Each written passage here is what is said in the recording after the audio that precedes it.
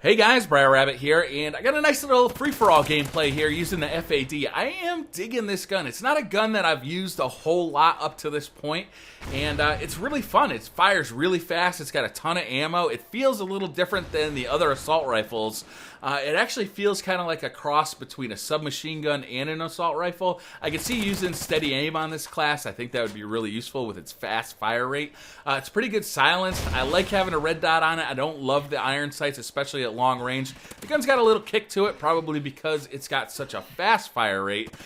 So I do enjoy using a red dot sight or some kind of a augmented sight because the iron sights are just a little too obstructive for me. This, to me, is one of the really strong points about Call of Duty is the weapon selection and the variety of weapons. And I've talked before about how I really hope that we get a lot of new weapons in the DLC this year. Who knows what we're going to actually get as far as that goes, but man, it'd be nice if we got like a new weapon in every class with each DLC. I think that'd be a lot of fun because it's one of my favorite things is really getting a new weapon like I'm doing here with the FAD. This one I've used it silenced, I've used it unsilenced. I like it silenced better, especially in a free-for-all mode. But it's just a fun class. Oh, by the way, if you're using assault rifles, don't forget to put on Stalker. It is very important to be using Stalker with the assault rifles because aiming down sight with the assault rifles is so important. You really don't want to be hip firing them.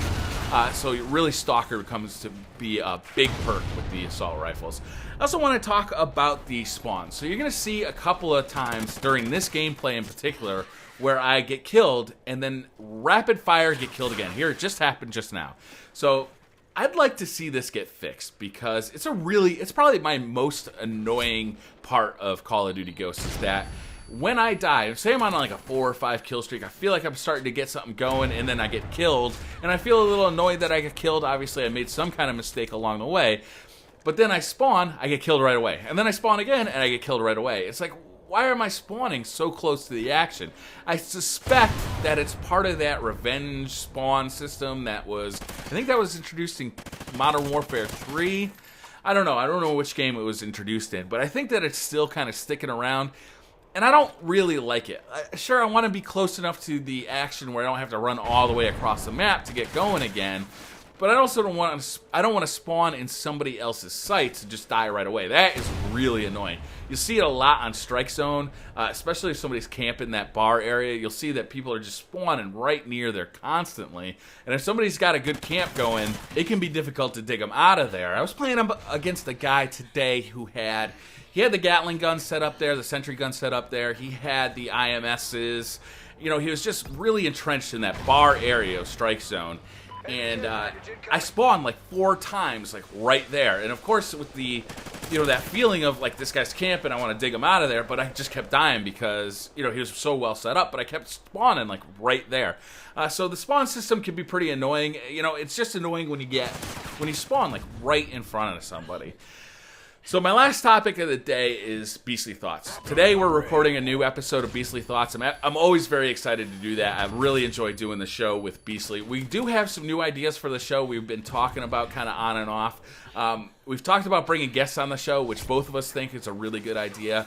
I think he either has somebody lined up for this week or he was thinking he did. I've sent out a couple of messages on YouTube to see if certain guys would like to join, and we think that would be pretty fun because not only would it would bring another perspective in, it would broaden the audience. I think it'd just be really fun to have like kind of maybe some rotating guests or maybe a new guest every week. Who knows how it would actually go? The show is still very new. We're still working out like what the show eventually will become. But the main thing is that we both really enjoy doing the show. I really enjoy Beastly's company. I really enjoy his thoughts and opinions.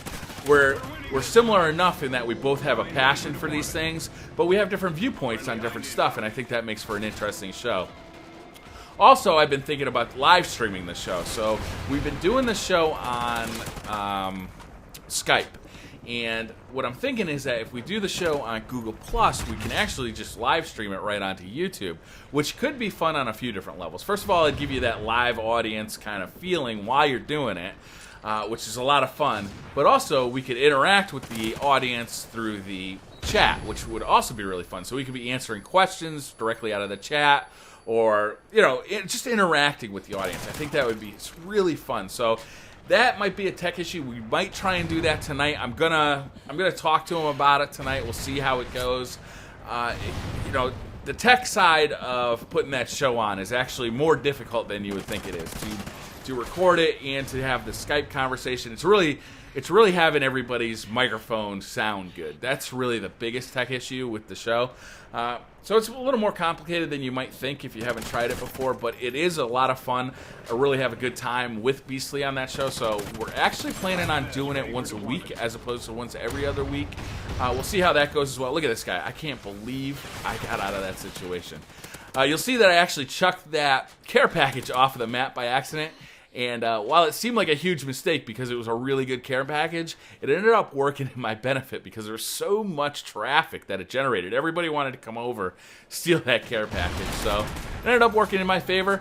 I had a pretty good time playing this game. I really like the FAD. I'm looking forward to Beastly Thoughts tonight. Hopefully we'll be able to live stream that. Look for it on the YouTube channel if you're interested. That's going to do it for this video. Thank you very much for watching, and I'll see you guys next time. Bye.